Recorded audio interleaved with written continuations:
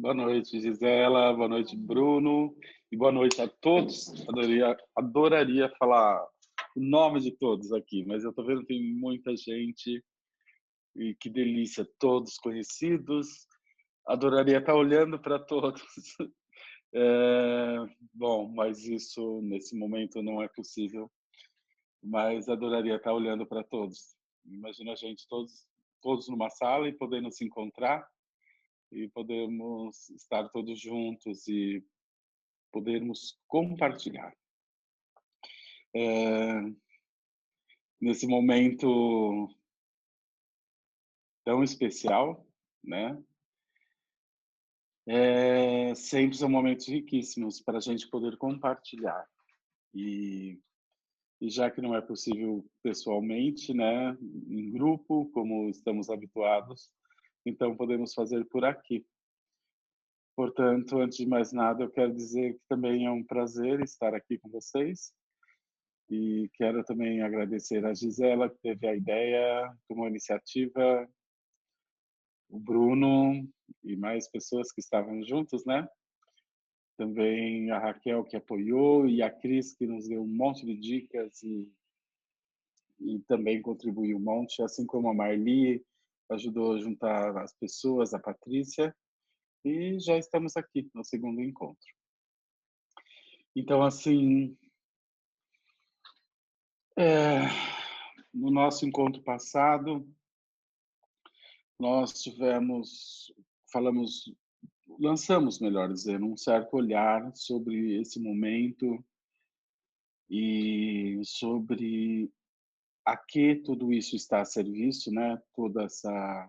Esse movimento, essa onda que movimenta o mundo todo, não só o indivíduo, mas também todos os tipos de sistemas, e numa maior dimensão a Terra, né, o nosso planeta, e como tudo isso mexe e movimenta algo, seja no micro, no indivíduo, seja no coletivo ou seja no global. Portanto, todas essas dimensões, nesse momento, um momento único, coloca essa onda, esse movimento, essa força, coloca tudo em movimento. Podemos dizer que nada pode ficar como era, né? Nem no indivíduo, nem no coletivo, nem no global. Portanto, isso é uma força que coloca tudo em movimento em todas as dimensões. E, na verdade, nós não sabemos como tudo isso vai ficar depois.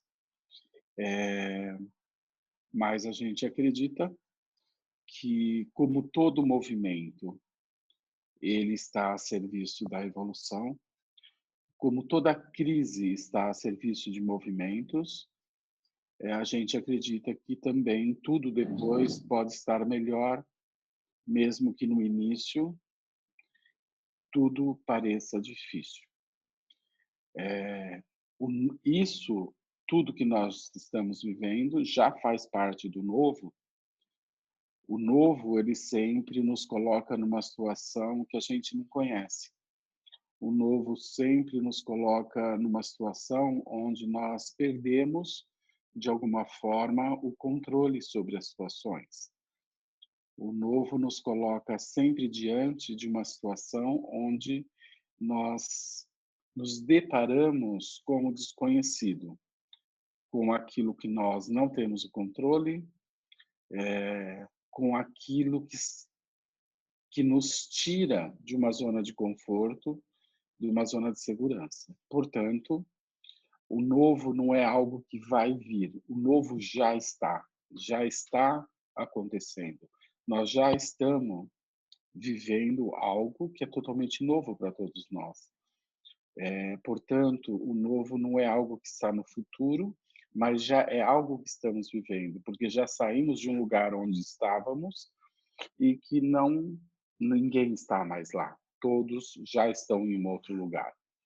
Claro que isso é um movimento e, como todo movimento, embora estejamos no meio desse movimento, esse movimento vai continuar nos movendo nos colocando em outra direção. E com isso, nós vamos tendo que nos mover, continuar nos movendo para algo que também não sabemos o que vai ser, mas que todos, de uma forma ou de outra, vamos estar descobrindo tudo isso juntos.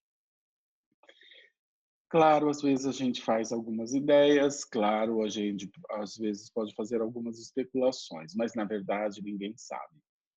Todos nós vamos ter que descobrir isso tudo junto. Claro que muitas pessoas nesse processo, no mundo todo, perderão a vida, muitas passarão por situações de quase morte e não vão morrer, muitas ficarão muito adoecidas, muitas famílias, como falamos a semana passada, nem poderão se despedir dos seus familiares, e tudo isso tem um profundo impacto na sociedade, nessas famílias e também na sociedade, assim como o estresse que muitas pessoas estão vivendo nesse momento, seja o pessoal mais ligado às frentes, né, da saúde, não sabemos qual é o impacto que isso vai ter para essas pessoas e as consequências disso, né? Assim como muitas vezes no pós-guerra, né, quando os soldados voltavam para casa,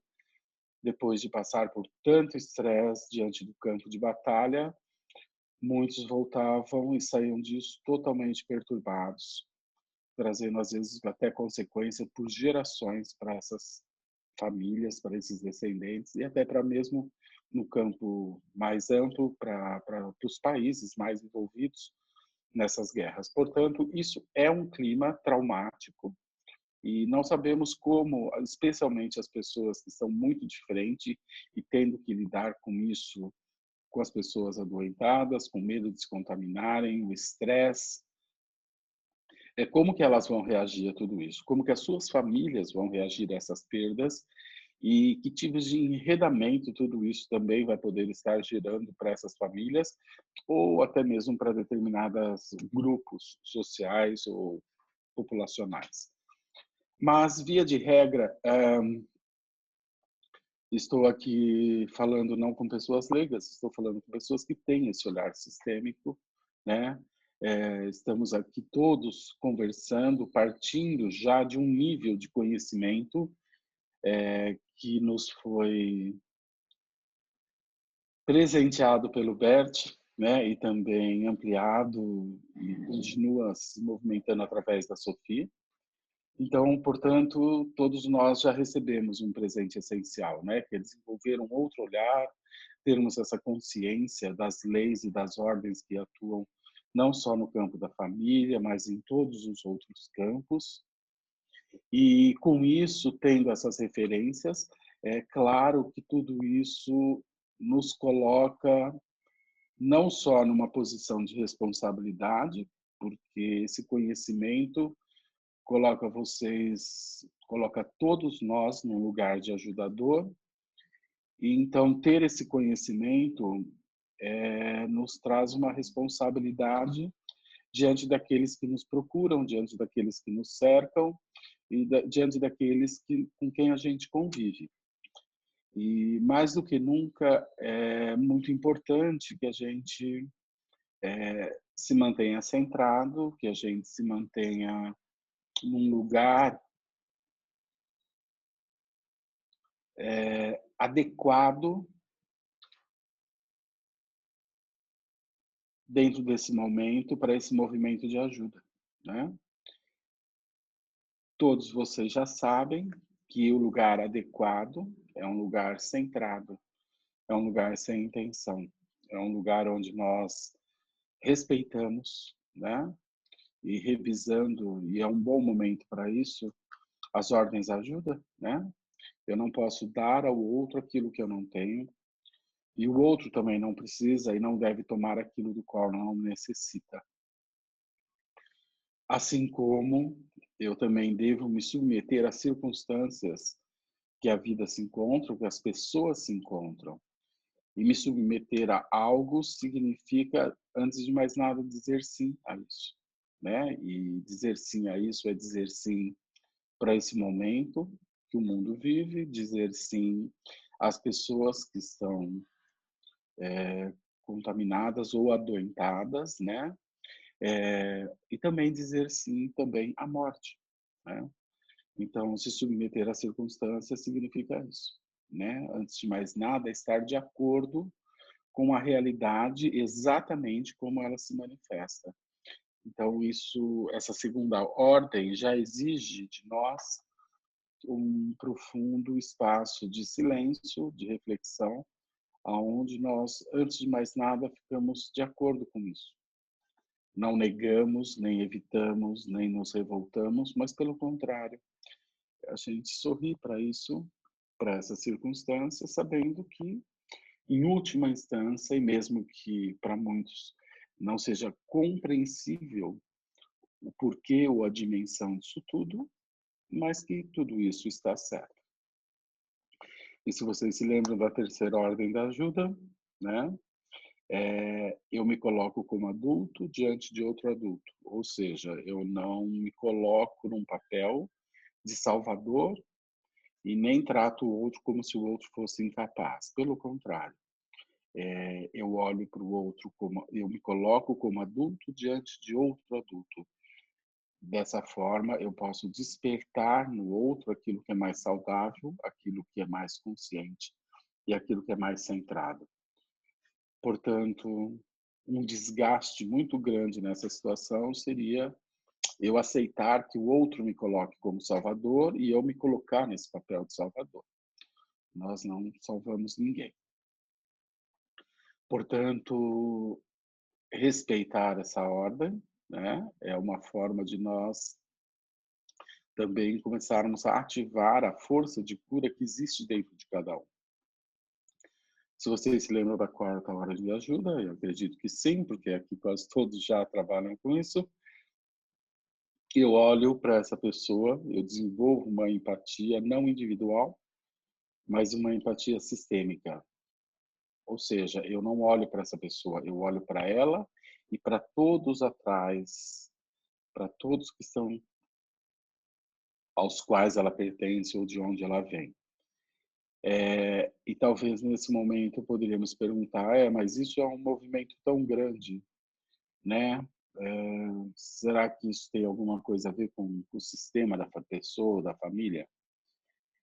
Olha, realmente, em muitas situações como essa, pessoas elas estão tomadas a serviço de forças maiores e como se isso não importasse muito para o seu sistema, mas isso não é uma verdade. Isso não é uma verdade. O que que significa isso? Significa que para cada família, viver aquilo que ela vai estar vivendo, com pessoas morrendo, de alguma forma, que isso talvez seja difícil de compreender, o porquê, mas de alguma forma está certo para essas famílias. Portanto, olhar para o indivíduo e não ver ele apenas como indivíduo, e sim algo maior ao qual ele pertence, é aquilo que nos permite encontrar dentro de nós essa empatia sistêmica. Portanto, é extremamente importante não desenvolver uma empatia individual, e sim uma empatia sistêmica, aonde não só nós olhamos os pais, os avós, todos os bisavós, mas também atrás disso nós olhamos para algo coletivo muito maior, ao qual tudo isso atua nesse indivíduo através da sua família. Portanto, daí a importância. E a quinta ordem do amor, vocês sabem, é amar a tudo e a todos exatamente como é. Ou seja, sorrir para tudo isso. Então, por que que eu falo, reviso rapidamente as ordens da ajuda? Porque as ordens da ajuda, elas são essenciais para que a gente, no papel de ajudador, quando olhamos e respeitando todas essas ordens, nós encontramos um lugar sereno dentro de nós, um lugar tranquilo, um lugar que, antes de mais nada, estamos de acordo com a vida e com tudo que está acontecendo. Então, é desse lugar, né, sereno, é desse lugar centrado que nós podemos encontrar boas soluções ou até nos conectar com aquilo que realmente é essencial para aquelas pessoas que chegam até vocês. E é também desse lugar sereno, tranquilo, que nós também nos protegemos, porque estar nesse lugar traz a nós um bom funcionamento físico e, com isso, um bom sistema imunológico. Então, dessa forma, permanecer centrado, permanecer no nosso lugar, sem querer ajudar, sem querer salvar, sem querer confortar, sem querer iludir, sem querer diminuir, sem querer aumentar. Ou seja, eu me coloco diante do outro ou diante da vida, dessa situação, tal qual ela é, sem intenção, sem pretensão, sem medo, né? Com coragem, com presença. A palavra que resume tudo isso é essa, presença. Portanto, as ordens de ajuda não só é importante para que uma ajuda possa ser essencial, mas também porque ela me dá o lugar essencial e a postura adequada para me relacionar com tudo isso. E com isso, eu me movo dentro desse movimento, junto com esse movimento, passo a passo. O que significa isso? Significa que eu não me preocupo com o futuro. Significa que eu permaneço no presente e caminho nesse movimento, passo a passo, conforme os movimentos acontecem. Portanto, nós vamos ter, dentro desse processo, muitas outras etapas a vivenciar e a vencer. Por ora, a princípio, estamos vivendo um isolamento, mas logo em seguida do isolamento, e em algum momento, não importa quanto tempo ele vai terminar, nós vamos ter que lidar com outros passos, nós vamos ter que lidar com outras situações, voltar a nos relacionar. E como que cada um vai viver isso? Cada um vai viver isso a partir da sua experiência nesse presente. O que significa isso? Significa que, quando nós permanecemos presentes nesse momento, olhamos para tudo isso com força, com coragem e com humildade, claro, e com consciência, isso vai movimentar algo dentro de mim. E esse algo que isso movimenta, não importa o que seja, porque para cada um é diferente, isso vai me trazer força. Porque o novo, por mais difícil que seja, quando eu permaneço presente e consciente diante desse novo, eu me torno mais fortalecido, eu me torno mais experiente, eu me torno mais disponível. Portanto, aquilo que vai vir depende de como eu hoje estou me relacionando. Portanto, quanto mais presente, mais centrado, mais de acordo com isso que eu estou vivendo nesse momento, mais facilmente eu vou poder encarar com as novas situações que vão surgir.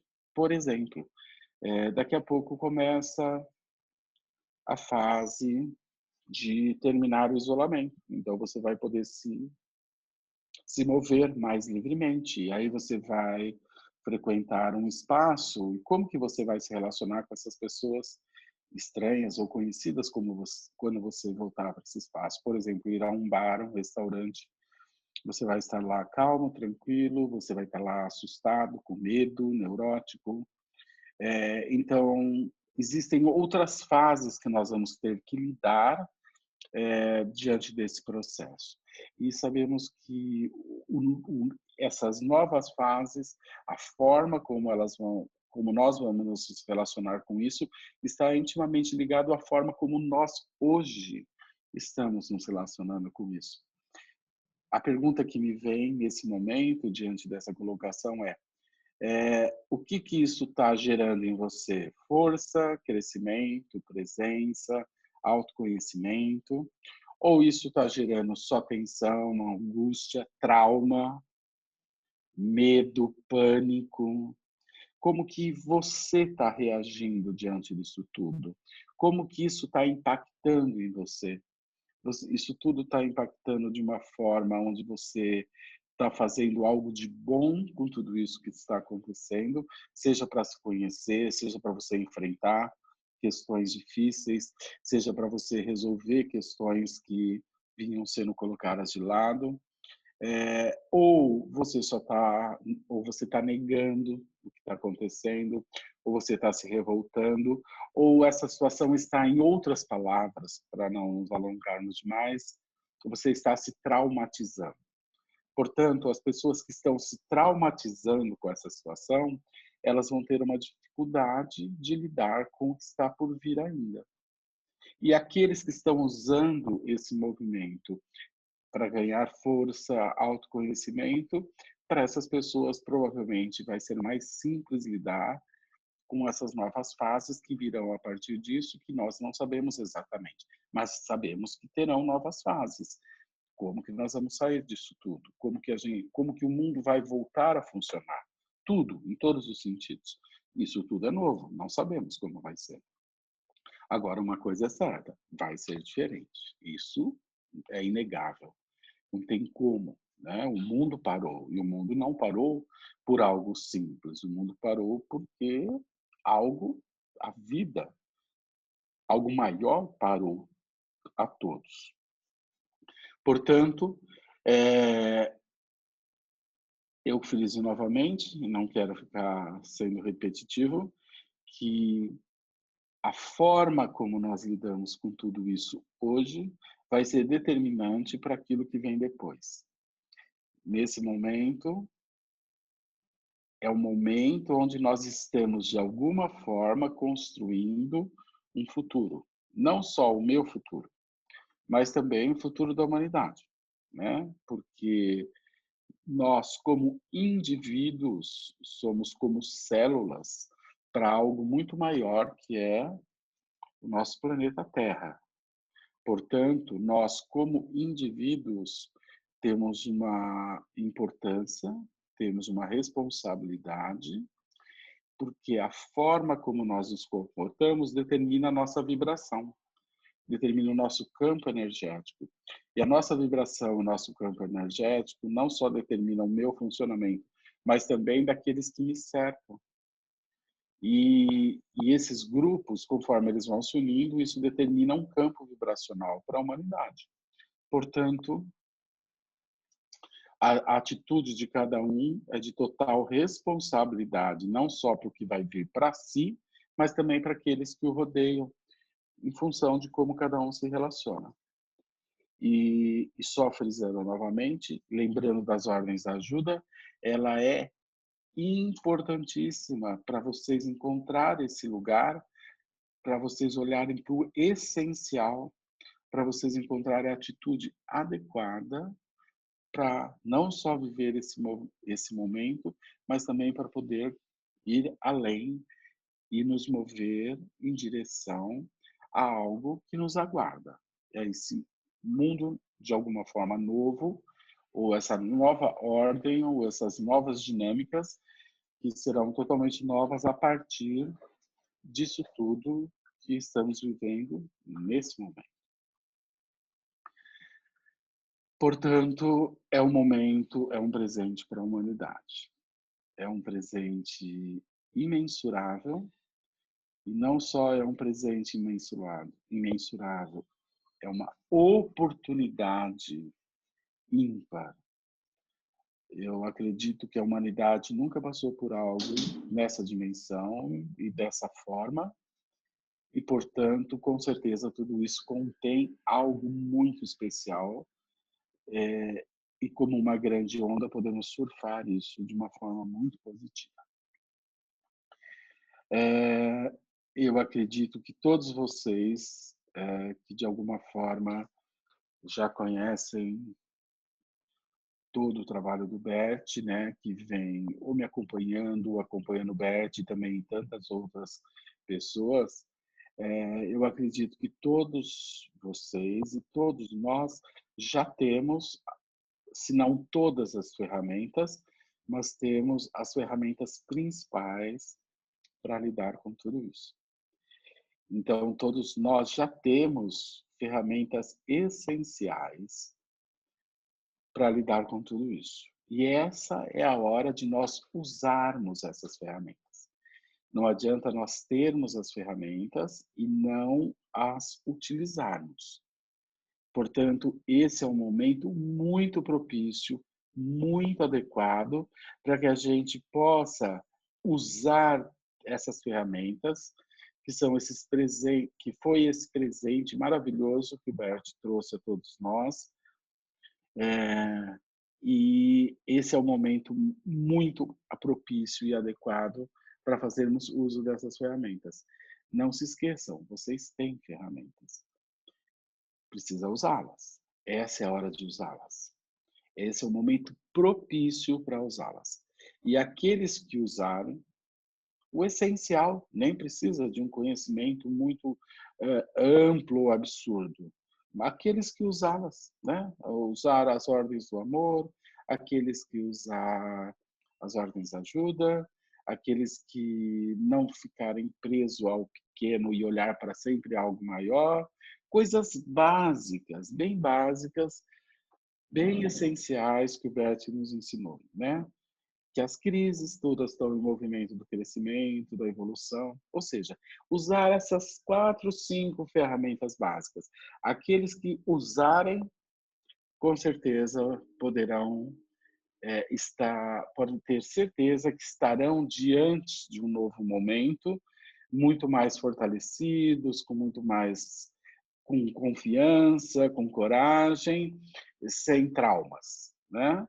E o não usar essas ferramentas, mesmo elas estando disponíveis, aqui eu falo com pessoas que já fizeram formação, com pessoas que têm esse conhecimento, que sabem de ordens de ajuda, que sabem sobre as ordens do amor, que têm um olhar sistêmico.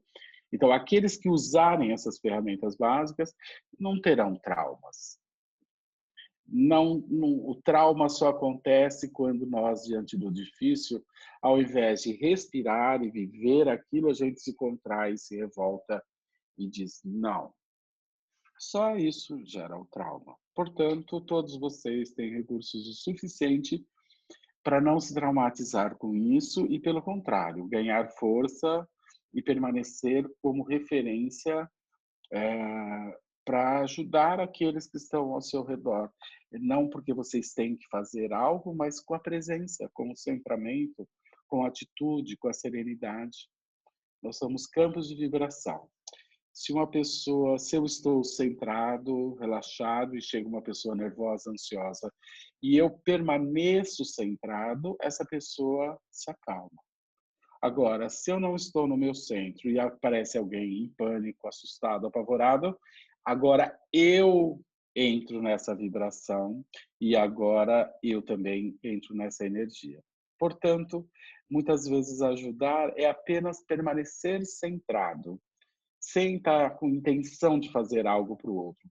Aquele que precisa vai até você. Você apenas fica disponível. Né? Muitas pessoas dizem, mas como eu faço para ajudar? Como eu faço para ajudar? Fique tranquilo, o que for necessário chega até você. E se não chega, ninguém chega, tá ótimo, tá bom, tá tudo certo. Então, vamos usar as nossas ferramentas, elas estão disponíveis, todos vocês têm. Todos que estão aqui nessa sala têm. Aqui são para pessoas que ou fizeram ou fazem treinamento. Então, as ferramentas essenciais vocês já têm. Bom, isso era um pouco do que eu gostaria de chamar a atenção para esse encontro, mas eu já queria, mais cedo do que do encontro passado, abrir espaço para perguntas, porque eu acredito que através das perguntas a gente possa tomar uma direção daquilo que falta. Eu sei que todos já têm ferramentas, mas talvez aqui através de perguntas ou através de compartilhar, a gente possa caminhar ou nos aprofundar um pouco, ou trazer mais ferramentas, além daquelas que vocês já têm, para lidar com situações que vocês estejam passando individualmente ou na família de vocês, ou até mesmo nessa posição de estar ajudando as pessoas. Portanto, eu gostaria de abrir espaço para perguntas, se elas existirem, é claro. Sim, Então, professor. Gisela, Bruna, se existir perguntas, eu gostaria de que a gente pudesse, isso, trocar um pouco, enfim. Sim, professor, nós já temos algumas. A primeira é da Dani Costa e ela pergunta: sistemicamente tem relevância entre o vírus ter sido criado em laboratório ou não? Obrigada.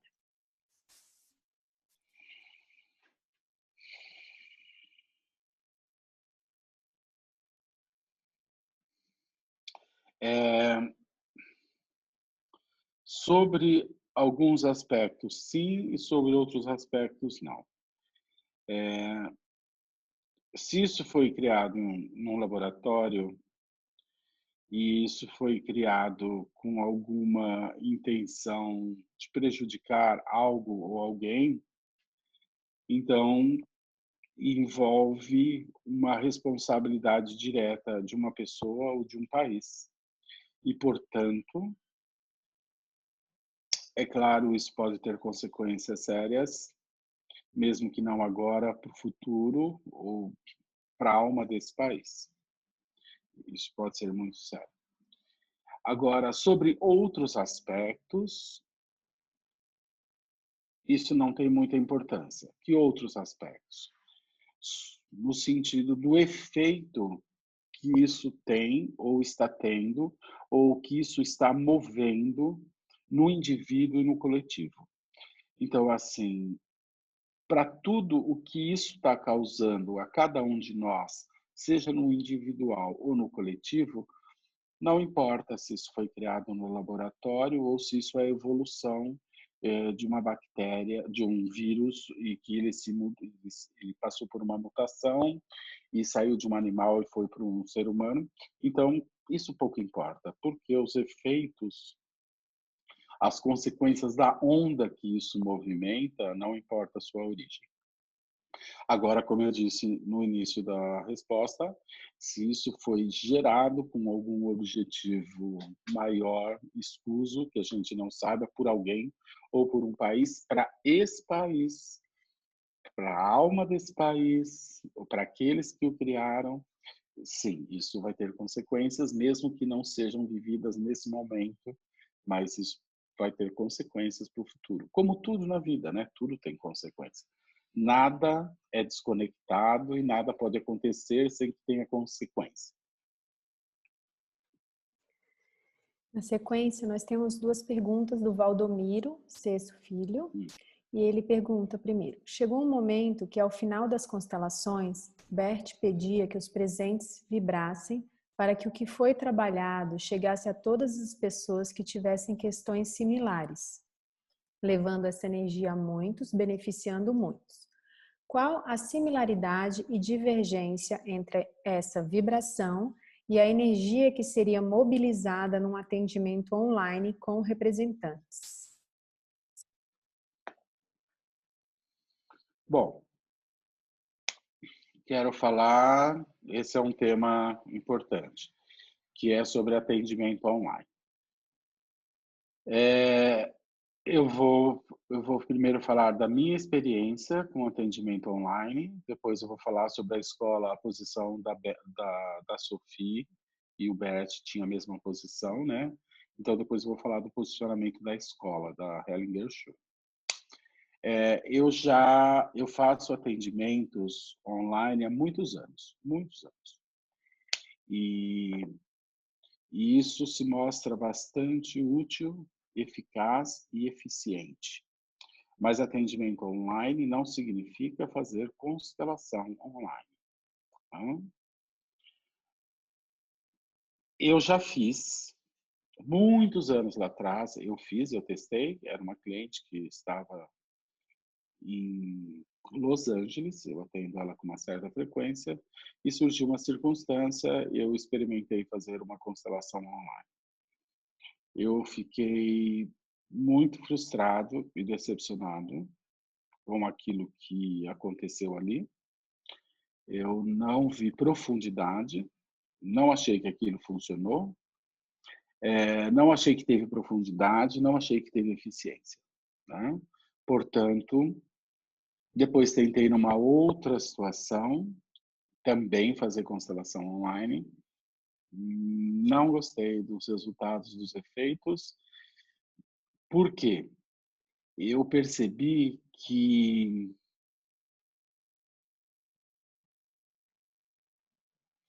eu não tinha uma conexão plena sobre tudo que estava acontecendo do outro lado.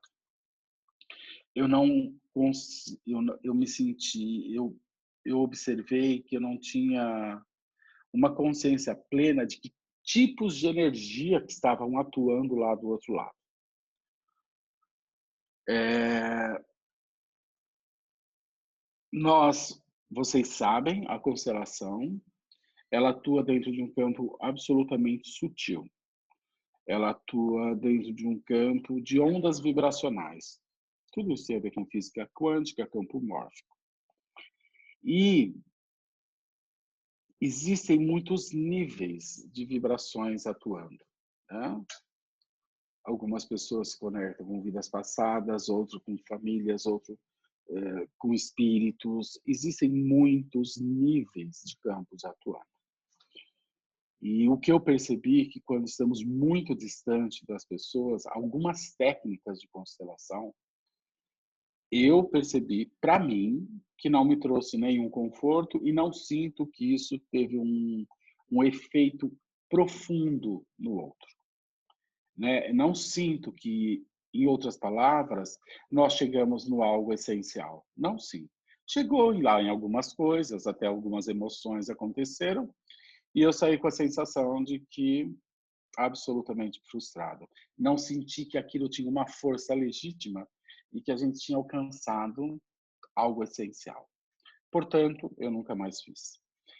Agora, num atendimento individual, como tem outros recursos, nós temos como ajudar uma pessoa, mesmo online, e trazer conceitos sistêmicos, né? Trazer, às vezes, algum tipo de meditação, ou utilizo bastante online, trabalhar com imagens internas, né, trabalhar com imagens internas eu utilizo, né, nada para nunca para algo muito complexo, mas eu utilizo, e aí sim eu percebo que eu vejo uma força e sinto uma conexão muito estreita, porque eu estou vendo a pessoa, a reação dela, e estou dirigindo, estou muito conectado.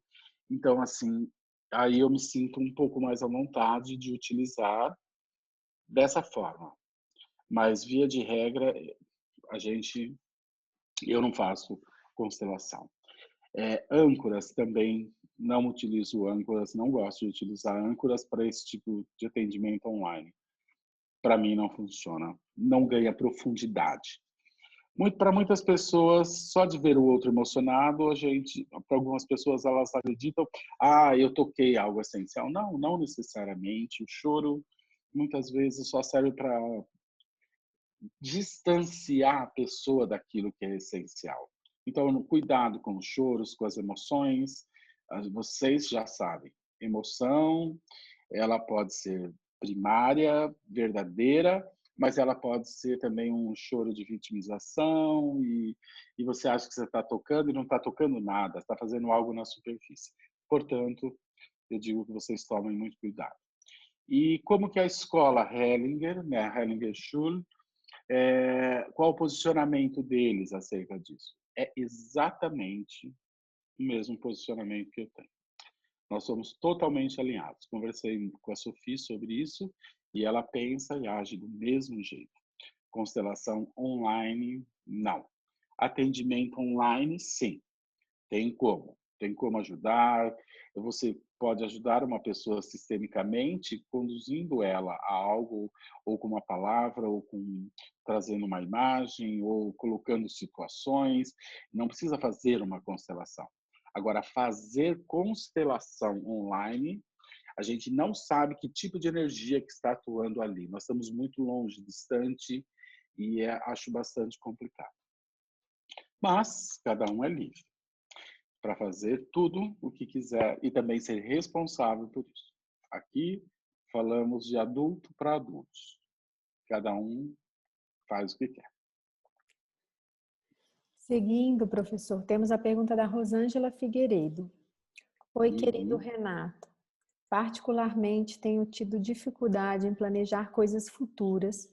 Tenho a sensação que até o isolamento irá durar muito mais tempo. Às vezes, isso me angustia.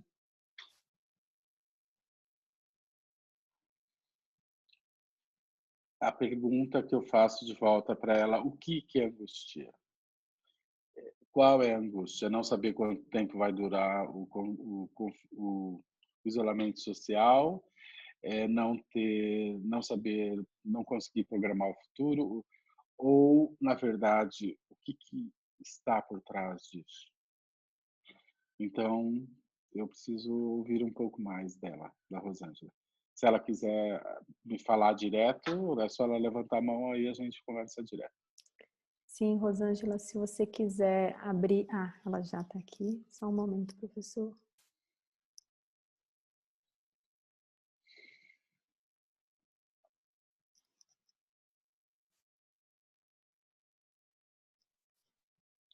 Rosângela, para você aparecer, você precisa falar. Aí o professor vai... Oi, tá me Oi, ouvindo? Rosângela. Sim, Oi, estou te Renato. ouvindo. Tá me ouvindo? Estou te ouvindo. Boa Sim, noite. boa noite. É, é mais mesmo a questão de planejamento de vida. Assim, como eu estava lançando todo o trabalho agora, né? Depois de 20 dias deu a pandemia, então, tipo assim, eu tinha coisas da minha vida que eu estava desejosa fazer e que isso deu um break, né? Então, tinha viagem, tinha o trabalho como consteladora, enfim, total transição de carreira, só trabalhar com constelação, e tudo parou. E aí eu Aham. me angustiei assim, quando eu vou retomar? Né? Dentro de mim está muito tranquilo que assim vai durar algum tempo, mas essa sensação do quando retomar.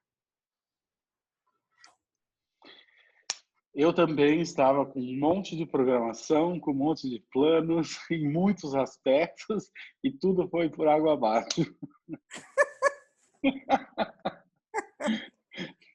Tudo teve que ser suspenso. Eu tinha viagens marcadas, tinha viagens a passeio, viagens a trabalho, treinamentos, workshops, tinha muita coisa armada em um mês. Imagina em 2 meses, imagina em 3 meses. Então, tudo foi por água abaixo e tudo foi cancelado e tudo foi parado. Então, assim, bem-vinda. Eu acho que isso aconteceu com todo mundo. Me dá Então, uma. antes de Isso mais, é a única coisa que assim, isso me angustia, né? Essa parar. Isso que. Frustração, né? Essa frustração me dá um pouco de então, angústia às vezes. aí eu tenho passado esse momento onde a gente pode, qual é a palavra? Onde a gente tem uma empatia pelo momento, porque você e bilhões de pessoas na humanidade teve que parar e mudar os planos, né? E esperar. Então, a pergunta que eu faço, Rosângela, olha essa palavra que você fala de angústia, né? De angustia, é essa palavra que você usou, né? Sim, A angústia, ela é um sentimento secundário, muito geral, tá? Então, se você parar e fechar os olhos e respirar, e você vai encontrar um sentimento primário dessa angústia. Então, a angústia é o sintoma de que existe um sentimento primário embaixo disso. Portanto, se você fechar os olhos quando vier essa angústia e respirar, e ir lá para dentro, respirar significa soltar o ar, você vai encontrar algum sentimento primário, que é o que está atuando nessa situação. O que significa isso? Significa que tem algo importante para você ver. Mais do que isso, que existe algo importante para você sentir, entrar em contato. E ao fazer isso, talvez venham imagens infantis, talvez venham dinâmicas de antepassados, dinâmicas sistêmicas, mas essa angústia, ela é um sintoma de que existe um sentimento primário embaixo, que tem algo extremamente importante para você se conectar, querida. Porque o resto, o futuro, né? A gente não sabe, a gente permanece no presente e caminha junto com a humanidade e cada um vai dando os passos que é possível para cada um, individualmente. Então, a minha sugestão é que você olhe embaixo dessa angústia. Tá Ali bom. tem um sentimento essencial para você ser visto. Então, quando ela vir, ou até aguarde que ela venha, deseje que ela venha. Quando ela vir, olhe para isso, feche os olhos, recolha, feche os olhos e solte o ar e veja qual é o sentimento, quais as imagens. Aprecie o que tem para ser vivido atrás disso. Ok? Entendi. Tá bom, Renato. Gratidão, obrigado. Um beijo a todos. Beijo, saudades, beijão. Também. Mais perguntas? Sim, professor. Seguindo, a Tamara pergunta, sim, o que ajuda os profissionais de saúde na linha de frente? Qual atitude fortalece esse profissional comum que não conhece as ordens da ajuda? Aí ela complementa mais abaixo. Explico. Muitos se colocam como heróis, outros têm profundo medo, outros seguem o movimento, mas respirando fundo. Qual a atitude? Sim, o que ajudaria essas pessoas seria elas seguirem as ordens da ajuda. Isso seria um bálsamo para elas. Porque mesmo lidando com algo muito sério e grave, elas fariam isso de um lugar de centramento. Então, as ordens da ajuda cairiam muito bem a essas pessoas. Porém, eu compreendo que é difícil passar essas informações para pessoas que não conseguem pôr isso dentro de um contexto muito maior, né, que é através desse olhar sistêmico. Então, o que estressaria essas pessoas? Em última instância, elas se revoltarem com tudo que está acontecendo, elas se sentirem responsáveis pela vida das pessoas, elas quererem salvar as pessoas e salvar as famílias, seria elas se colocarem como adultas e transformar o paciente ou o cliente numa coisa infantil e criança. Então, o que gera o estresse e o que gera o trauma para esses profissionais e que coloca, inclusive, eles mais em risco, é eles não terem esse conhecimento das ordens de ajuda, fazer as coisas de um lugar centrado, sem intenção, fazer aquilo que eles precisam fazer. Em outras palavras, são pessoas que não estão fazendo as coisas no lugar certo. Ou, no caso dos profissionais, mais especificamente da saúde, eles não estão se movendo internamente para um meta-sentimento. Na saúde, especialmente os profissionais de saúde, que têm que lidar com a dor, com o sofrimento, com a morte, ele precisa se mover desse lugar interno e ir para um outro lugar, que é o do meta-sentimento, que é aquela classificação que o Bert fez dos sentimentos, sentimentos primários, sentimentos secundários, sentimentos adotados e meta-sentimentos. Então, os profissionais da saúde, eles se permaneceriam saudáveis se eles se movessem para esse meta-sentimento. E esse meta-sentimento também tem a ver com esse centramento, onde você está num lugar para fazer algo sem se envolver com aquilo, sem entrar numa dinâmica, numa empatia pessoal com aquilo, né? Aí eles poderiam fazer o que eles têm para fazer, mesmo que de forma intensa, mas de forma relaxada. É a mesma coisa quando nós vamos para um workshop ou estamos conduzindo um grupo enorme e ali tem o cara que quer se matar, tem o outro que quer matar alguém, tem o outro que está morrendo de câncer, tem o outro que quer se suicidar. Ali tem tudo. Se eu ficar numa posição onde eu quero salvar todos, eu vou sair dali altamente estressado. E se eu faço isso do meu lugar, eu ajudo a todos, cada um na medida, e saio dali tranquilo e sereno. Por quê? Porque eu respeitei as ordens de ajuda, eu fiz o meu trabalho do meu devido lugar. Portanto, é isso. É isso. Permanecer centrado, permanecer no lugar. Ou, por causa dos médicos, meta-sentimento, né? O cirurgião, se ele emocionar, porque ele vai ter que cortar ou entubar um paciente, ele vai sair de lá muito desgastado. Então, ou ele faz aquilo e coloca os sentimentos dele à parte e não fica com intenção, ele simplesmente faz o que ele tem que fazer e, cumprido aquilo que ele tem que fazer, ele se retira e está em paz, está sereno. O resto, ele não pode controlar. Pode controlar a dose do remédio, mas ele não pode decidir se o outro vai viver ou não. Isso não tem como. Professor, aí nós temos uma pergunta anônima. Como fica o equilíbrio de troca de uma empresa quando, nesse momento, ela deve ficar fechada e não cumprir seu papel de servir à sociedade? E como fica a relação com os funcionários que estão sendo mantidos a todo custo, mesmo sem eles darem algo em troca para a empresa? E o mesmo vale para autônomos que continuamos pagando como faxineiras, etc. Ixi, meu Deus, que pergunta complexa. Podia repetir? É assim. Primeiro, a pessoa pergunta, como fica o equilíbrio de troca de uma empresa quando nesse momento ela deve ficar fechada e não cumprir o seu papel de servir à sociedade? Aí ela... Então, só um minutinho, só um minutinho. Então, vou responder por parte. Nesse momento, existem as empresas essenciais.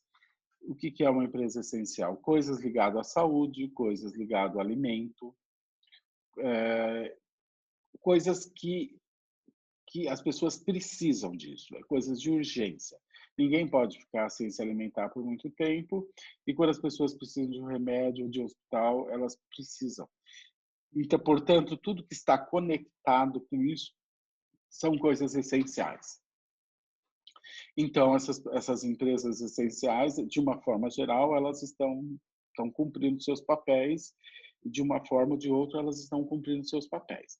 Agora, aquelas que não são essenciais, é importante que elas parem.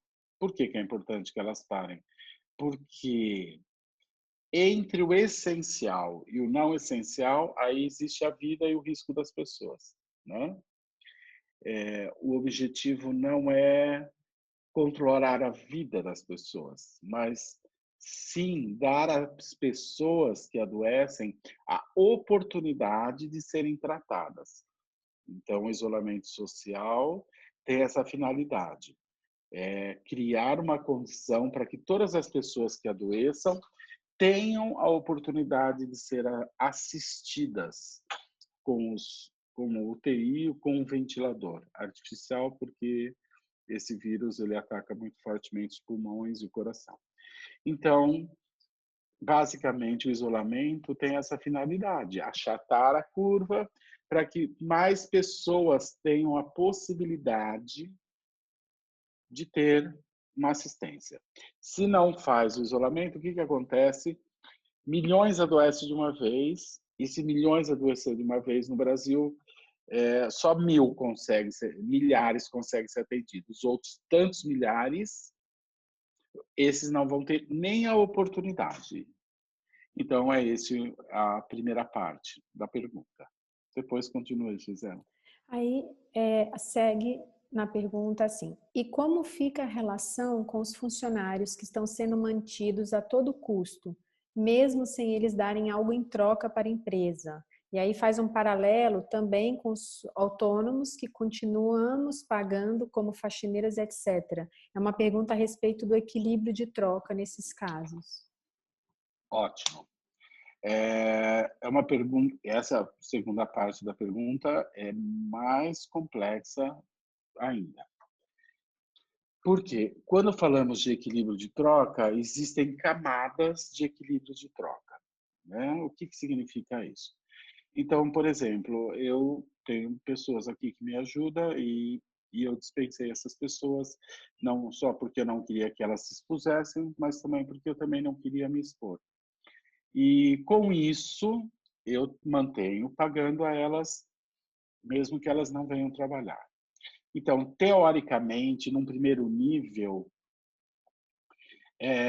eu estou gerando uma dívida para elas e elas vão ficar devendo para mim, porque elas estão recebendo e não estão retribuindo nesse momento com algo. Ou seja, elas estão recebendo sem cumprir o papel dela. Então, quando olhamos para isso nessa primeira instância, eu me torno um credor e mantenho elas como devedoras. Ok? Tá claro isso? Acho que sim. Caso contrário, essa pessoa nem teria feito essa pergunta. Mas existe alguns tipos de troca que elas não podem acontecer exatamente nesse momento. Isso poderá ser compensado em outras épocas. Por exemplo, numa determinada situação, talvez eu vá precisar de algo dessa pessoa que está um pouco fora daquilo que ela costumava fazer, e esse pode ser um momento onde eu posso pedir algo a essa pessoa, e essa pessoa vai poder retribuir, e com isso eu crio a ela a chance dela se sentir bem de poder estar retribuindo algo que ela recebeu numa época onde ela não tinha como retribuir, mas que ela vai poder retribuir adiante, porque se trata apenas de dinheiro, né? Nesse caso, dinheiro e trabalho.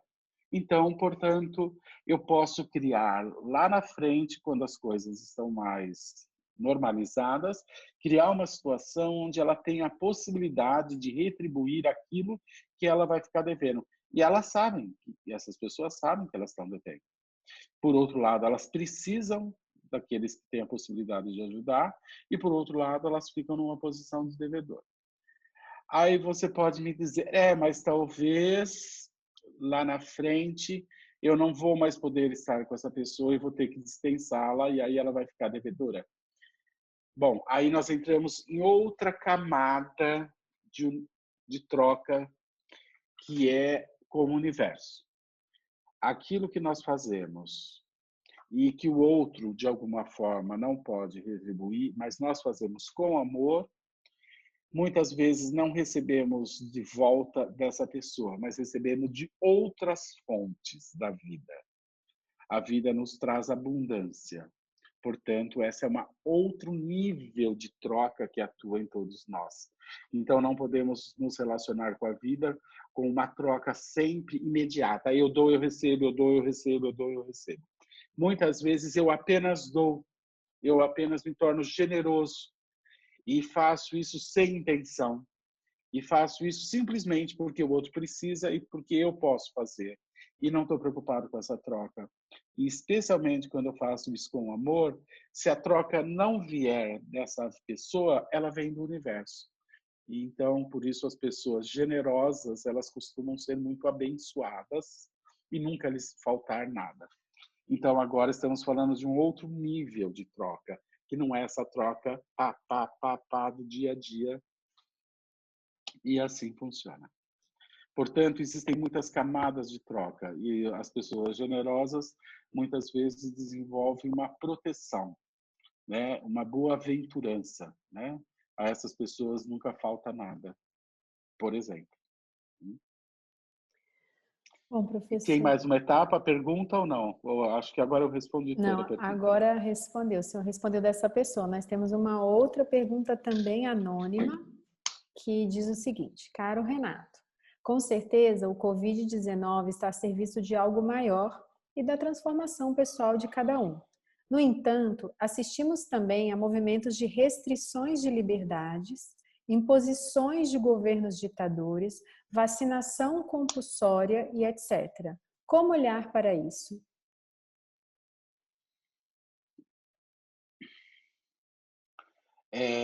Cada país, dentro da sua dimensão, ele funciona como uma família, né?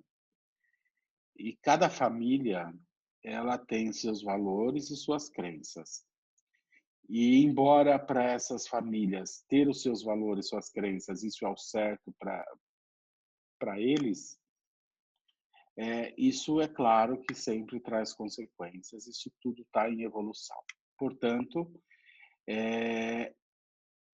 o Covid, ele não só, né, essa onda, né, do Covid, isso não só põe em movimento o crescimento individual, mas isso também coloca em movimento uma sociedade, um país. Então, determinados países, determinados governantes que governam esses países, a atitude deles também vai determinar o futuro deles e o futuro dessas nações. Então, por exemplo, se um governante ele teve uma atitude que de fato está alinhada à proteção do seu sistema, e com isso muitas pessoas se beneficiarão, por mais que essas leis sejam duras e difíceis, no final esse governante vai ganhar força e respeito dessa sociedade.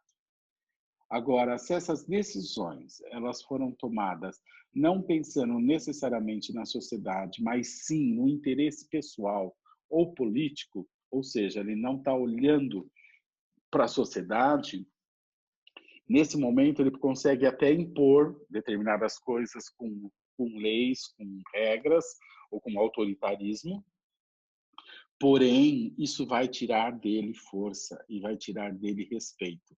Então, isso para o futuro dele vai ter sérias consequências, porque o povo vai se revoltar contra ele no futuro. Portanto, assim, as atitudes dos governantes, para eles, é uma situação extremamente difícil, extremamente complicada, porque eles têm que tomar decisões que envolvem todo o seu país. E as decisões que foram sérias e sábias vai trazer a eles força e respeito. E aquelas que não foram sérias, ou, pelo contrário, são decisões que são tomadas para interesse próprio, para se manter no poder ou para tentar garantir uma próxima eleição, isso se volta contra e funciona exatamente o contrário. Só que nós temos que entender o seguinte: algumas ondas, as consequências, elas não vêm de imediato.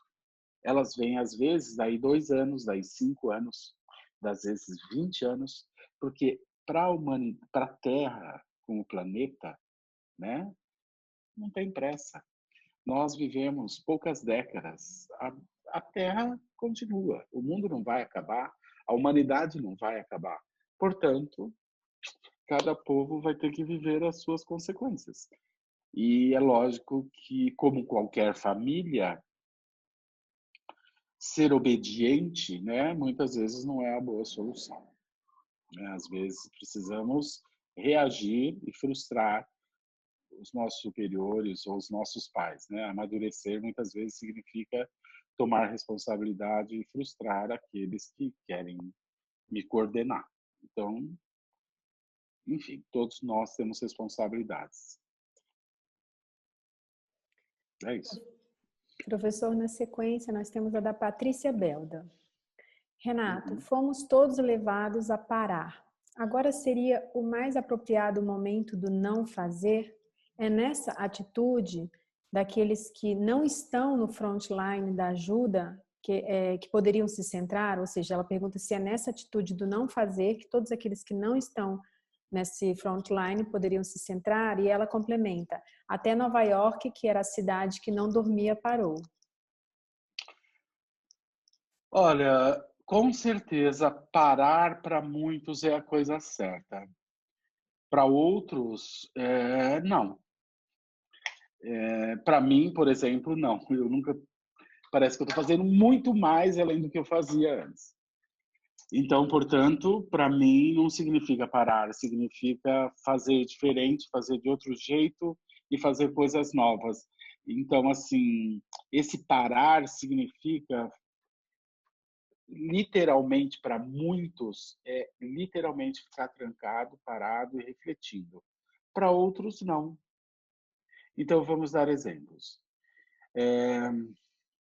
Para muitas pessoas que já têm um movimento de autoconhecimento que envolve, que investem nisso, né?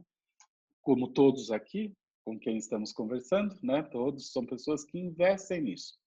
Então, quando essa situação surge, não só as pessoas têm mais possibilidade de lidar com isso, como elas se tornam mais criativas e elas descobrem muitas coisas novas e elas já aproveitam a força do movimento e já se transformam, se tornam mais criativas e criam novas coisas, novas formas, novos caminhos.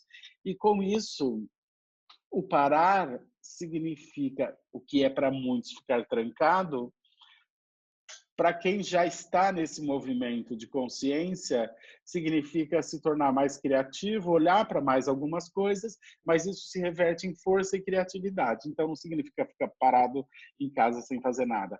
Agora, para aqueles que não investem em autoconhecimento, para aquelas pessoas que não têm um comprometimento consigo mesmo, para aquelas pessoas que não olham para si, para essas pessoas, o parar é indispensável e não é só porque elas têm que parar por causa do isolamento social. Existe uma crise profunda que desaba diante dessas pessoas, ou um estado de uma profunda paralisação, de uma profunda angústia, e elas não têm nem como ir adiante, elas têm que parar literalmente. Então, é muito importante que esse parar, né, que é esse isolamento, ele não tem o mesmo efeito para cada pessoa. Para algumas pessoas, elas se tornam muito criativas, estão descobrindo coisas, descobrindo talentos, fazendo, e não estão fazendo isso por ansiedade, simplesmente porque aquilo ao qual o isolamento colocaria ela em contato, ela já está em contato, e, portanto, ela se torna uma fonte constante de criação. Então, por exemplo, eu sei que a Sofia, se tem uma coisa que ela não está, é parada. Ela está fazendo milhões de coisas. Eu, se tem uma coisa que eu não estou, é parado. Eu não estou dando conta de fazer tudo que eu tenho para fazer. Eu não venço a demanda de coisas que eu tenho para fazer. E mesmo porque eu também estou lavando, estou passando, estou cozinhando, e junto com isso, um monte de atendimentos, e livro, e palestra para gravar, e webinário, e convite daqui, convite de lá. Eu estou fazendo muito, não paro, está pior do que era antes. Então, eu vou ter que parar e ficar deitado na cama, meditando. Tá bom, eu medito fazendo o que eu faço, medito cozinhando, medito conversando com vocês, medito atendendo. Eu permaneço presente, presente, absolutamente presente. E me movo com o movimento. E isso torna a gente produtivo, né? Isso é a vida, isso é estar vivo, presente. Professor, na sequência nós temos uma pergunta do Michel Wagner. Ô, Aparentemente, Michel. Aparentemente, as populações originárias, como os índios aqui no Brasil, ou mesmo no mundo em geral, os negros e tantos outros grupos que representam camadas menos favorecidas do tecido social, estão sendo mais atingidas. Como lidar com essas diferenças no atingimento dos efeitos dessa pandemia? Quando eu ouço isso, me vem uma pergunta. Elas estão sendo mais atingidas? Eu não sei, elas estão sendo mais atingidas? Isso é um dado concreto, real, ou isso é uma ideia, um pensamento? Né? Porque, assim, se a gente avaliar, essa pandemia, ela começou nas classes, ou pelo menos chegou ao Brasil e na Europa através das classes mais privilegiadas e não das classes menos privilegiadas. Portanto, é um fato, e eu até estava conversando com amigos o outro dia, é um fato que, às vezes, algumas classes menos privilegiadas, elas têm um sistema imunológico, por tudo que elas se expõem, às vezes muito mais eficiente do que pessoas que estão numa classe mais privilegiada e que não entram muito em contato com um universo de contaminação e, portanto, elas também são mais vulneráveis a determinados tipos de vírus e bactérias. O que significa isso? Significa que, às vezes, as classes menos vulneráveis, as classes menos privilegiadas, elas às vezes elas respondem até fisicamente falando, imunologicamente falando, elas às vezes respondem até melhor do que as classes mais privilegiadas. Claro que se faltar alimento, claro que se faltar comida para essas pessoas, isso é difícil, porque o corpo não responde sem alimento, né? E aí, se faltar alimento, aí fica complicado. Então, a pergunta que eu faço é: já existem essas informações concretas, mesmo sérias, que existem, que isso está cometendo mais os índios, ou mais os negros, ou os mais isso, ou os mais aquilo? Eu não tenho essa informação para te falar, não estou sabendo disso. Você tem uma resposta, Michel? Tem esses dados concretos? Já tem estudos, inclusive, sobre isso?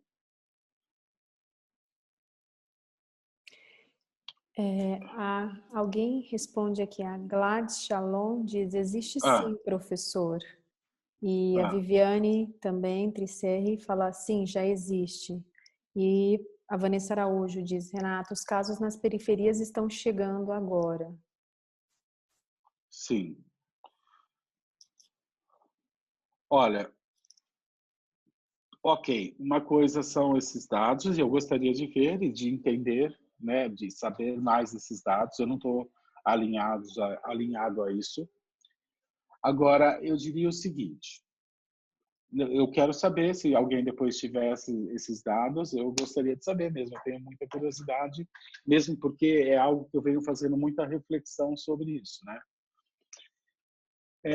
Por exemplo, no Brasil nós temos essa característica de ter as favelas, né?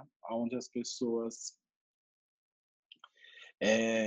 moram com condições de higiene não tão favoráveis e num espaço onde muitas pessoas, às vezes, moram no mesmo cômodo e casas onde são coladas umas nas outras, onde o ar se comunica pelo telhado. Enfim, né, a gente sabe exatamente como são essas condições da favela. Então, além da baixa higiene, espaços físicos confinados, sem conforto e intercomunicados com muitas pessoas vivendo juntas. Se a gente for olhar para isso sobre esse aspecto, né, se o Covid chega num lugar desse, ele teoricamente teria que matar todo mundo, porque ninguém tem como se proteger.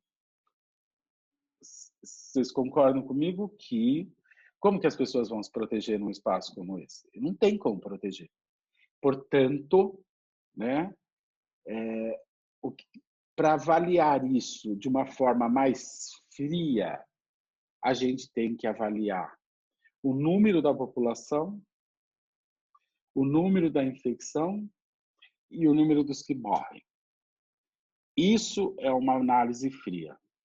Dentro dos bairros, o número que tem de pessoas naquele bairro, o número de pessoas que adoecem, o número de pessoas que morrem e as proporções.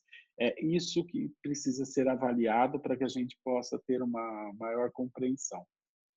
E isso até hoje eu não vi esses dados. Talvez já existam e eu adoraria tê-los para avaliar isso, né? Porque eu tenho um interesse de ver como isso se comporta também dentro da sociedade, né? Eu adoraria ver isso.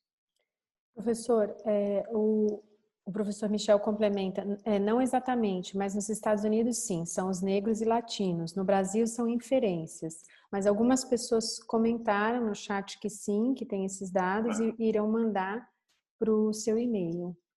Agradeço, eu adoraria ver esses dados. Eu não estou tendo tempo de procurar isso. Ótimo. Em seguida, nós temos a pergunta do Alexandre Vieira. Boa noite. Como tratar doenças psicossomáticas como a psoríase?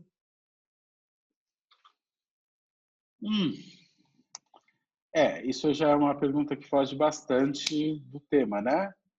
Mas a gente sabe que psoríase é uma questão sistêmica e, via de regra, representa uma situação de injustiça dentro da família há gerações atrás. Não queria entrar mais além disso, mas sim, é uma questão sistêmica e normalmente tem a ver com injustiça, com pessoas que foram muito prejudicadas.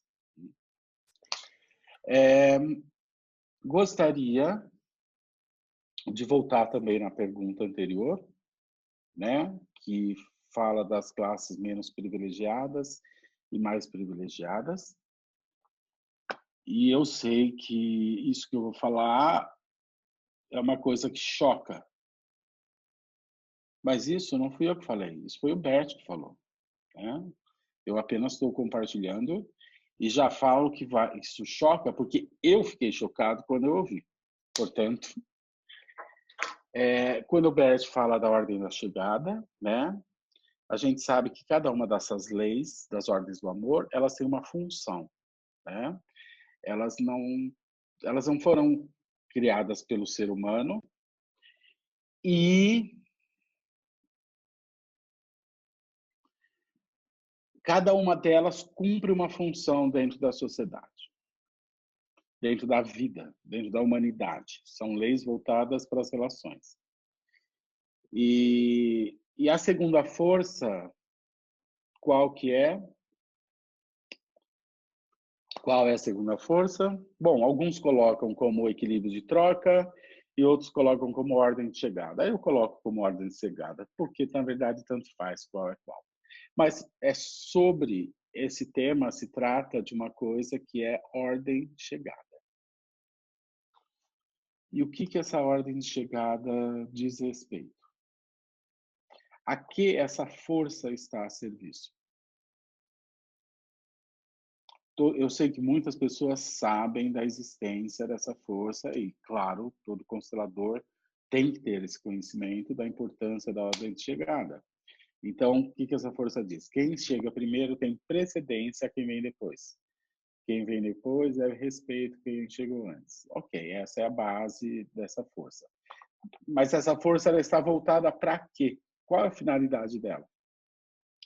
A gente, talvez muitos respondam, trazer o lugar, dar a cada um o seu devido lugar dentro do sistema. Tá certo, é verdade. Essa força estabelece isso. Ela estabelece o lugar que cada um tem e chega dentro de um sistema. Mas existem muitos sistemas. Essa é a função dela dentro da família, dentro de outros sistemas. Essa ordem de chegada, essa força, ela tem vários desdobramentos. Por exemplo, numa empresa, não existe apenas uma hierarquia da ordem de chegada, existe uma hierarquia da ordem de chegada, existe uma hierarquia de cargos, existe uma hierarquia de capacidade, existe uma hierarquia de responsabilidade, existe uma hierarquia de setores dentro de uma empresa, portanto, dentro de outros sistemas que não da família, existem muitos outros tipos de hierarquia que estão atuando e de ordem que estão atuando. E aí eu pergunto, e aí, qual a função dessa força dentro do coletivo, dentro da sociedade? Isso está voltado para quê? Qual a função disso? Isso é uma pergunta. Então, o que muitas pessoas não sabem é que essa força, a finalidade dela, além de dar um lugar, é ela preservar a vida e o conhecimento. O que significa isso? Significa que esse conhecimento e a vida, para ser preservado, aqueles que chegam, aqueles que estão numa posição superior, eles se apoiam numa posição inferior. Em outras palavras, os que estão embaixo são sacrificados para aqueles que estão acima sobreviver. Isso é horrível, isso. Mas é assim. É assim. Numa empresa, quem são as primeiras pessoas que são demitidas quando existe uma crise? As pessoas que estão lá em cima, as pessoas que estão lá embaixo. Então, quando o Bert falou isso, quando eu ouvi o Bert falando isso há 20 e tantos anos atrás, eu fiquei chocado. Porque parecia uma coisa extremamente injusta. E talvez seja sobre os nossos olhares, mas não sobre algo maior. Portanto, essa segunda força, né, da ordem de chegada, ela é voltada para a preservação da vida e do conhecimento. E, para isso, é um fato que muitos são sacrificados para que, no futuro, outros se beneficiem disso. Então, é muito chocante essa realidade, mas o que o Bert observou, que é exatamente assim que funciona. Então, por exemplo, um país, quando ele entra em guerra com outro país, muitos morrem para que os seus descendentes possam usufruir de algo. Assim como nessa situação, milhares vão morrer para que nós ou nossos descendentes e também os descendentes deles se beneficiem disso. Portanto, essas leis, elas parecem ser absolutamente cruéis. Mas por que elas parecem ser cruéis? Porque elas não têm o olhar de um humano. Elas não foram criadas por humano. Elas cumprem algo maior. Elas têm uma finalidade. E dentro dessa finalidade, algo se cumpre, independente que a gente ache isso justo ou não justo, certo ou não certo, cruel ou não cruel. É cruel mesmo, é cruel. Mas não se trata da minha análise, não se trata da análise de cada um, mas se trata de algo muito maior e que a única coisa que a gente pode fazer é se curvar e reconhecer que é assim que a vida funciona. Eu nunca mais vou me esquecer quando eu vi o Bert falando sobre isso. Eu falei, não, acho que ele está falando errado, acho que ele não está falando certo. E na sequência ele foi firme. Parece justo e talvez seja, mas para o nosso olhar, não para algo muito maior, que olha para o todo e olha para algo muito maior e do futuro. Assim. Mais pergunta, Gisele? Temos muitas. A próxima também é anônima e diz: Não estou te ouvindo. Não? Ah, não estou te ouvindo. Continuo não te ouvindo. E agora? Eu acho que o seu fone parou de funcionar. Pode ser o meu fone que acabou a bateria. Deixa eu guardar. A Dani Costa avisou para a gente notou uma pequena mudança no áudio. Professora, a próxima é anônima e diz: professor, estou caminhando entre dois extremos, de animação a desânimo. Oi? Continuo não te ouvindo. Ah, meu Deus. Você ouve, Bruno? Bruno, você aparece aqui com o seu microfone desligado para mim. O senhor me ouve? Oi? Tá me ouvindo, não? Também não, né? Eu acredito. Agora eu comecei a te ouvir. Fala de novo. Tem uma pergunta anônima. Posso Oi? ler? Pode Tem ler. uma pergunta anônima. Professor, estou caminhando entre dois extremos, de animação a desânimo. Ora otimista e cheia de projetos para o momento, centrada, meditando, e ora sem energia nenhuma, sem vontade de levantar da cama, literalmente. Posso estar olhando para alguém do meu sistema que tenha passado por uma crise forte como essa? Há alguma frase que eu poderia falar internamente, sempre sempre que eu sentir esse desânimo, para incluir esse sofrimento com respeito e me liberar para lidar de forma um pouco diferente? Ou somente um atendimento poderia olhar para o meu caso concreto? Desculpa, estava com um som muito baixo aqui, por isso que eu coloquei. Eu diria o seguinte: viva essas duas fases exatamente como elas são. Ou seja, no momento que você está feliz e otimista, você viva isso. E no momento que você sentir necessidade de ficar na cama, de ficar largada, por favor, se entregue também a isso, plenamente. Os dois lados são lindos. Não importa que cada um traga mensagens diferentes, mas tome plenamente aquilo que cada um dos lados te conecta, ok? Viva essa coisa da cama, se entregue a isso. Viva isso profundamente. Tem algo importante ali para você, mas viva isso sem culpa. Existe um condicionamento, né, de que a gente tem que estar o tempo todo sendo produtivo e fazendo, e isso é pura bobagem. Se entregue a essa canseira, se entregue aos sentimentos que virem através dessa canseira, se entregue às imagens que podem vir também através disso e aproveita isso, é um momento propício, aproveita. Professor, podemos seguir com a próxima pergunta? Oi? A próxima pergunta é da Tatiana Pena Ferreira. Ela pergunta: gostaria de saber se há algum trabalho ou exercício ou uma meditação para dormir nesse período. Tenho tido muita insônia e quando durmo tenho muitos sonhos complexos. Tá. Esse é o momento, antes de mais nada, que os sonhos eles estão vindo com muita intensidade. E por que eles estão vindo com muita intensidade? Exatamente porque esse parar movimenta tudo isso. Seja por questões psicológicas ou seja por questões sistêmicas. Portanto, é muito rico todo o conteúdo que esses sonhos vêm trazendo.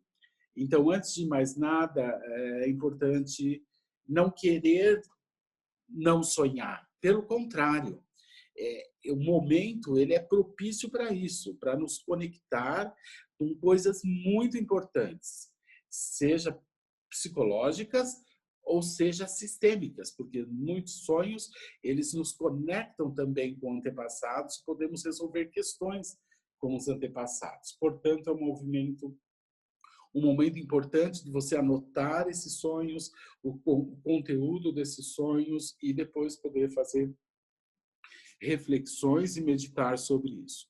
Então, antes de mais nada, é importante saber que essa avalanche de sonhos que as pessoas estão tendo é o reflexo desse algo muito profundo que está em movimento. Isso é bom, isso é positivo. É o inconsciente emergindo para a consciência através dos sonhos e por isso lembramos e por isso está tão intenso. Então, isso é positivo. A dificuldade de dormir, aí pode ser algumas coisas diferentes disso. Então, às vezes, as pessoas estão invertidas, às vezes está faltando as pessoas gastarem um pouco de energia, né, se moverem mais, porque muitos ficam parados o tempo todo em televisão e coisas assim, isso é ruim. Então, é importante ter um movimento corporal, dar movimento mesmo para o corpo. Mas também essa dificuldade pode estar acontecendo quando a pessoa também está muito preocupada. Ela está pensando muito, ela está muito ansiosa. Então, aí ela tem dificuldade para dormir. Então, se o tema é esse, né, ansiedade, então, geralmente, os trabalhos de respiração, eles são maravilhosos para isso. O que são os trabalhos de respiração? Na hora de deitar, soltar o ar, soltar o corpo, meditar, né? Fazer aquela respiração onde você fique absolutamente presente com a respiração, mas dando ênfase em soltar o ar, soltar o corpo. Às vezes uma música relaxante pode ser bom, ajuda, né? Os sons pode ser agradável para isso, mas normalmente uma das coisas mais eficientes é fazer alguns exercícios de respiração, especialmente soltando o ar e soltando o corpo e acompanhando conscientemente essa respiração. Isso normalmente nos desconecta da mente. No começo, a mente ainda permanece agitada, mas depois ela vai se acalmando e a respiração vai acalmando essa mente, e normalmente isso tende a trazer mais um sono fica mais fácil para você se conectar com o sono e descansar. Bom, acho que por hoje tá bom, né? Já passamos um pouco do horário. Mas eu quero dar mais formato de perguntas e quero, no próximo encontro, talvez fazer alguns exercícios com vocês, onde a gente possa explorar mais sobre vários aspectos todo esse momento, né? Não só falarmos sobre isso, mas ter algumas perguntas onde todos podem trazer e talvez trazer alguns exercícios onde a gente possa vivenciar isso tudo sobre outros aspectos. Então, mas eu acho que por hoje está bom. Meu dia hoje já foi muito longo, já estou agitado desde as 5 horas da manhã. Então, eu sinto que por hoje está bom. Eu gostaria de agradecer a todos pela presença, disponibilidade e falar que é uma delícia estar aqui revendo as pessoas, uma delícia. E obrigado a todos. E eu desejo o melhor a todos. Então, agora eu devolvo a palavra para a Gisele e para o Bruno. Boa noite a todos. Gratidão, professor, em nome de todos os alunos, por essa aula tão profunda e tão tocante. Muitos aqui estão agradecendo no chat, fazendo muitos elogios, todos foram tocados, então muita gratidão, professor. Gratidão pela oportunidade e pela participação de todos.